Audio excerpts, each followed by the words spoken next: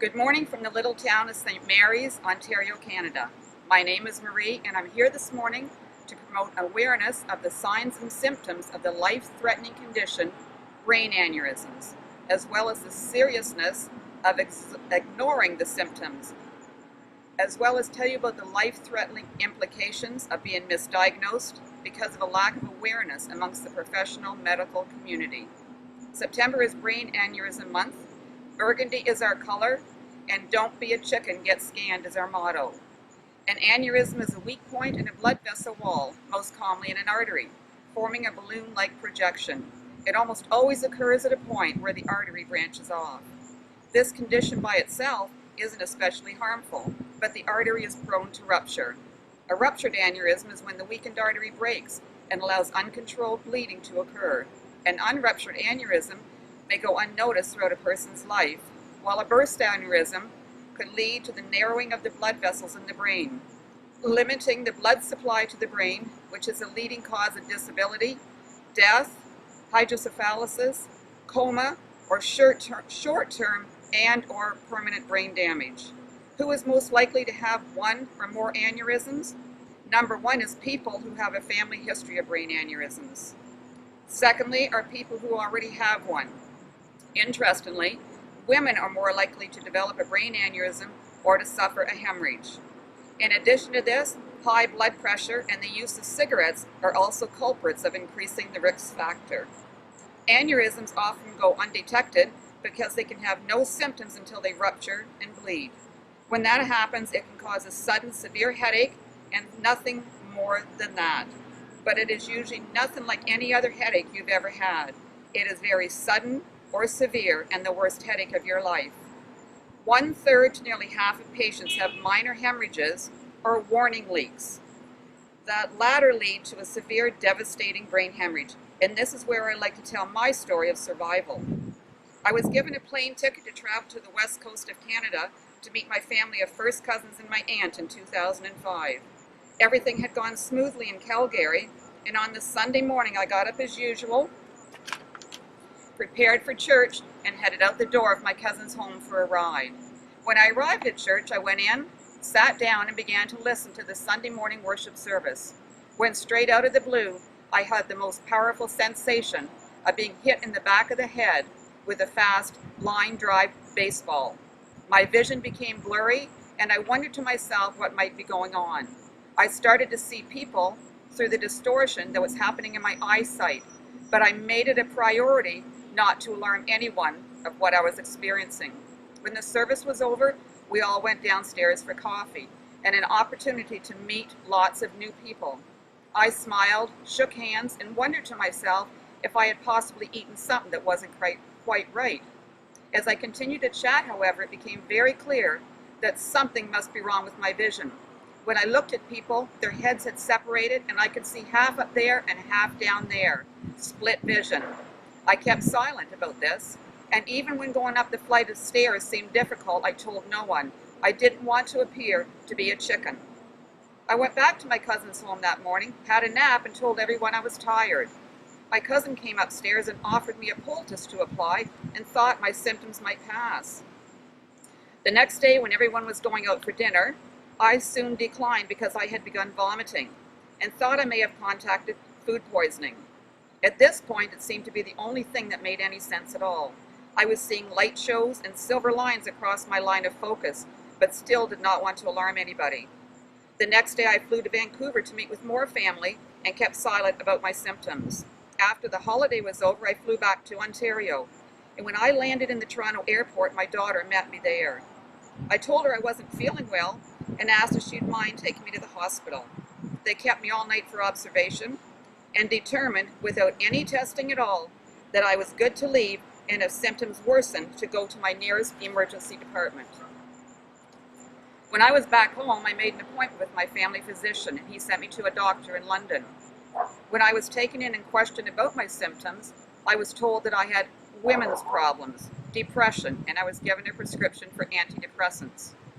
I tried those for a few weeks, but I was still experiencing vision problems, light shows, silver lines, split vision, headaches.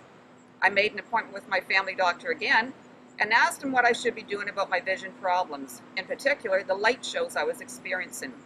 He told me just to pull over to the side of the road when I had them and watch the show. He is the professional medical expert here, and at this point I'm only a woman with women's problems, depression. After a few months of antidepressants, I went back to the doctor that had prescribed them, and I told him thanks for his professional input, but I had chosen to discontinue the meds, and because I'm a believer in the Lord Jesus Christ, I would be trusting him as my great physician. About 6 months later, I had a routine eye exam with my optometrist, Dr. Smibert, and I told him about my vision problems. He immediately, without hesitation, recommended a Doppler test to be taken that measures the blood flow in the main artery leading to my brain.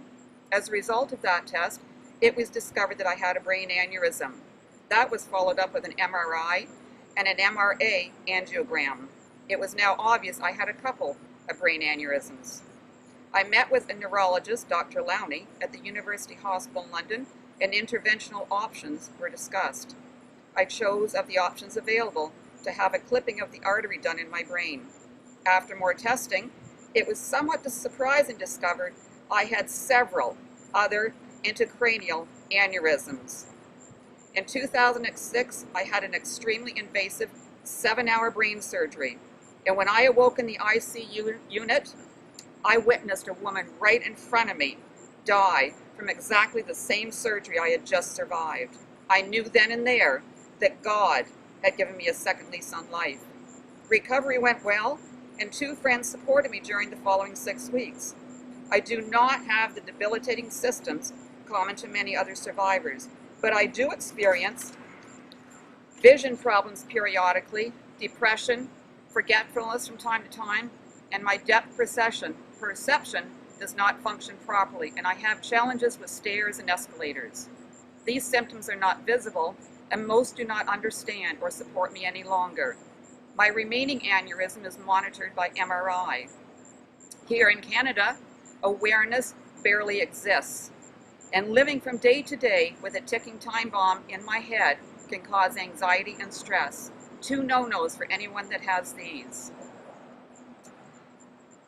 In Canada, awareness barely exists, and survivors are everywhere, silently enduring much that is not necessary. I've been to Phoenix, Arizona, and was able to share my story there with survivors at the Joe Negro Foundation. That is strongly supported by the medical community and has made huge inroads to bring in awareness to the United States. Here in Canada, hopefully there will come a day when awareness is a priority and countless people's lives will be spared by early awareness. I have a strong family history of brain aneurysms, with my mother dying from a ruptured one over 20 years ago. My aunt lost partial vision due to a brain aneurysm. My sister has 2 brain aneurysms that surgery has not been an option for. And my daughter, that is married with 2 girls and 1 son, in her late 20s, was diagnosed with a couple of brain aneurysms also. With 5 of us females in the immediate family being diagnosed, you can see why I have a strong desire to spread awareness about this deadly affliction that claims more lives than most any other causes of death. It is estimated that 1 in 50 people will develop brain aneurysms, and for 40% of those people, it will be fatal, while 66% of the survivors will be left with permanent neurological impairment. And unfortunately, that statistic is based on diagnosis as well as autopsy statistics. Most people don't even know they have an aneurysm and they live with it. I have been a part of the Familial Intracranial Aneurysm Study that is a collaborative research effort of scientists in the United States, Canada, Australia, and New Zealand to identify possible genes that may increase the risk of development for aneurysms in blood vessels of the brain.